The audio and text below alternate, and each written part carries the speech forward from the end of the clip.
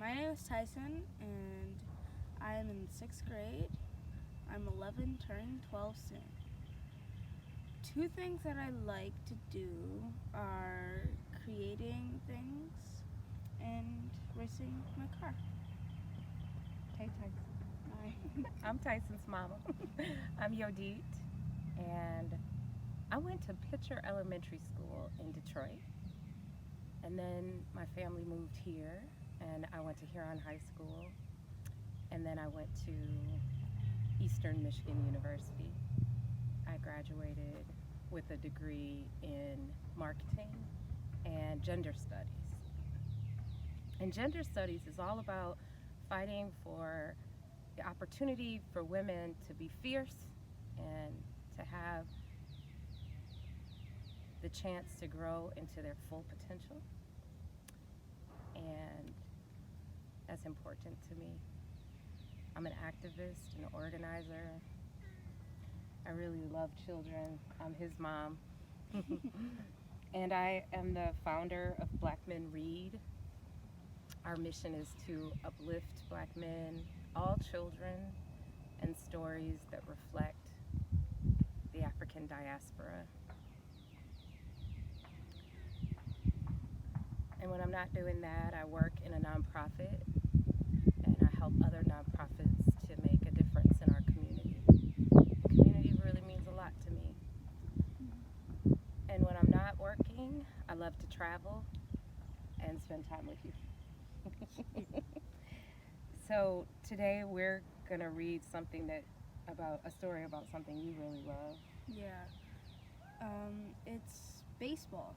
I really love baseball, and we're going to be reading about baseball. Catching the Moon by Crystal Hubbard. And illustrated by Randy Duberg. Catching the Moon is the story of a young girl's baseball dream.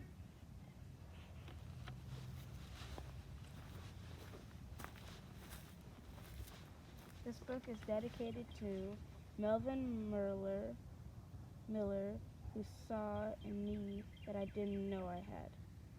To my lovely and very patient wife, Olivia, and our two wonderful boys, Sakai and Matthias, with love. Marcinia Lyle loved baseball. She loved the powdery taste of dust clouds as she slid through them.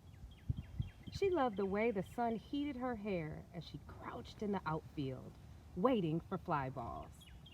And she loved the sting in her palm as a baseball slammed into it, right before tagging a runner out.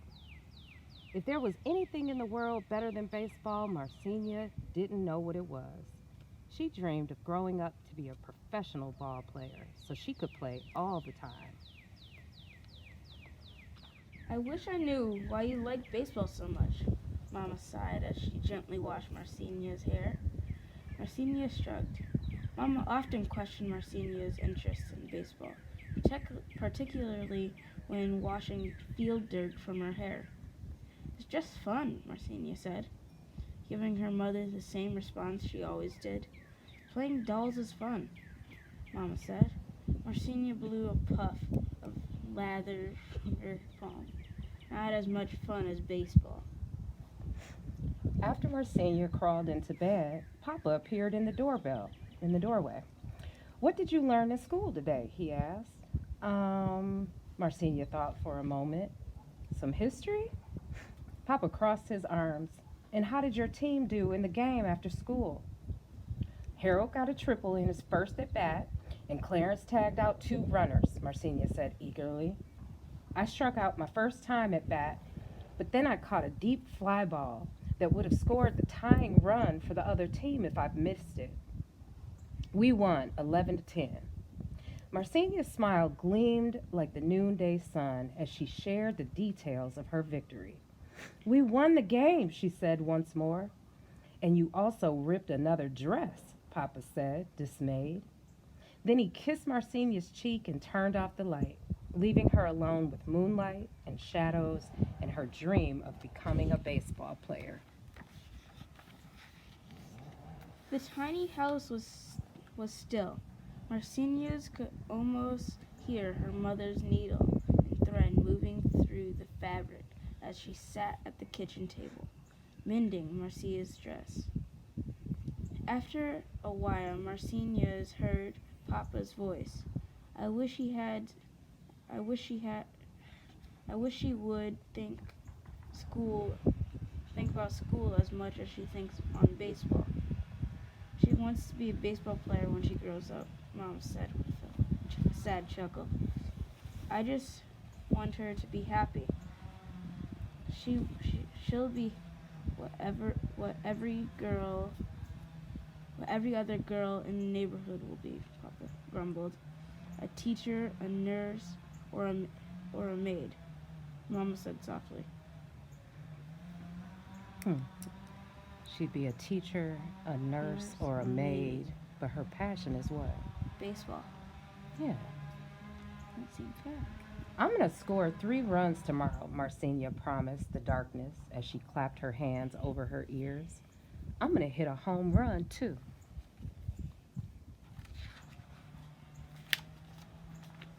The next day after school, Marcinius went to the playground, and the other girls stayed on the hardtop to play hopscotch, jump rope, or jacks.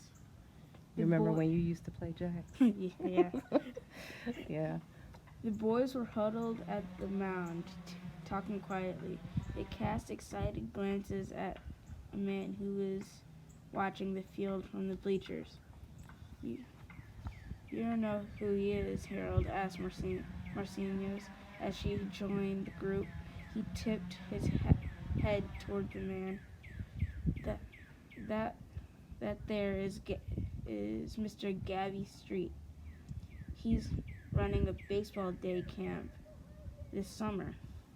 Would you go to a baseball camp? Probably. Yeah. Yeah. Is that your favorite sport? Yes. What do you like about baseball?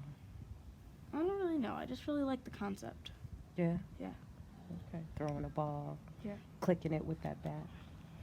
Well, Marcinia knew about Gabby Street. He was the manager for the St. Louis Cardinals. He had led his Cardinals to the National League pennant in 1930, and the Cardinals had topped the next year by winning the 1931 World Series. What's he want? Marcinia asked. Kids for his baseball camp, Harold said. It's going to be right here on this field every day except Sunday, because Sundays are game days. What's the cost? Marcinia asked. It's free, said Clarence. All you need is your own glove and baseball cleats, Harold added. Marcinia could hardly contain her excitement. She would do anything to be one of the players in Mr. Street's camp. That afternoon, Marcinia played with a purpose. She scooped grounders, catching them into her body to make sure they didn't bounce away. She slid into second, keeping low so she wouldn't be tagged. She kept her eyes on each pitch, waiting for a good one to send over the fence. Look at that. She hit that. Guess what she did? She scored 3 runs and hit a homer. Have you ever hit a homer? Yes. You did? Yes. How'd that feel? Amazing. Amazing. Yes. Speak up nice and clear. When Mr. Street approached the players after the game, Marcinia crowded in close so she could hear, so he could see Look her. at that. She was like, see me, because I'm me. trying to get in I'm that trying to get in camp. that camp. I just saw some good ball, Mr. Street said, smiling. Who wants to come to my baseball camp and really learn to play this game? Every hand went up. They were like, ooh, ooh, ooh, ooh, ooh. Mr. Street shook them all. He shook Marcinia's hand last. You got a good arm, little miss, and you run fast, he said. But I don't take girls in my camp. Huh? No Which is girls in the unfair. camp. That's what? Unfair. It is unfair. Why? Why do you think that? Because everyone should be able to do whatever they want with their life. That's Yeah. right. Everybody should do what they want with their life.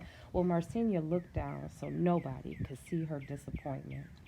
She began dusting the dust off her dress. Marcinia's been playing ball with us since we were kids, Harold told Mr. Street.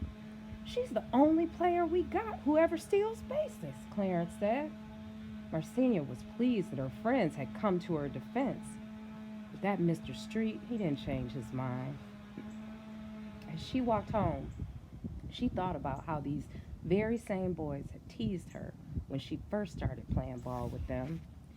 Then, when they saw she could run, hit, and throw as well as they could, what happened? The teasing stopped.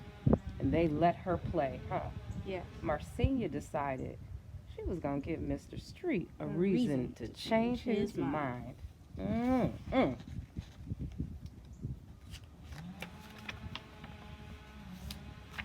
Every day Marcinia played baseball, and every day Mr. Street refused to invite her to his camp. Then came a day when Marcinia got tired of hearing him say, "I don't take girls in my camp." That day, when she was on third base in the ninth inning of a tie game, Marcinia decided to take the biggest chance in all baseball. She decided to steal home. She was going to steal the home plate? When the pitcher drew back his arm to throw the ball to Harold, Marcinia launched into motion. Look at her. Gone. Gone. Look at that. The catcher snared the pitch in his glove and ran toward Marcinia to tag her out. Marcinia doubled back toward third. She like juked him, huh? Yeah. When the catcher threw the ball to the third baseman, boom, she turned and bolted toward home plate. As the ball sailed above her head, Marcinia pumped her arms and knees. She was booking. With the ball spreading toward home, Marcinia dropped her weight and slid into home plate. She had stolen home and scored the winning run. How about that for not letting me play in your camp?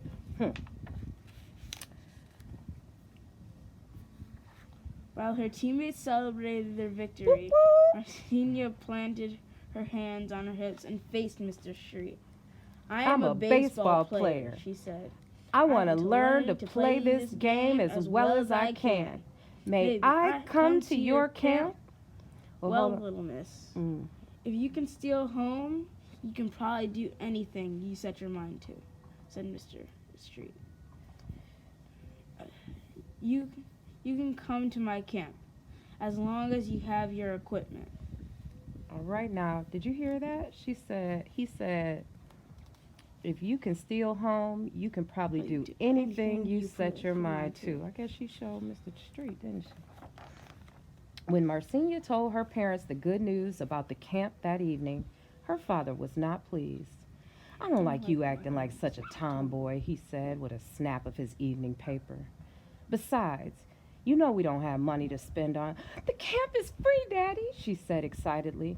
"Well, equipment ain't free." "I have a glove. Harold gave me his old one."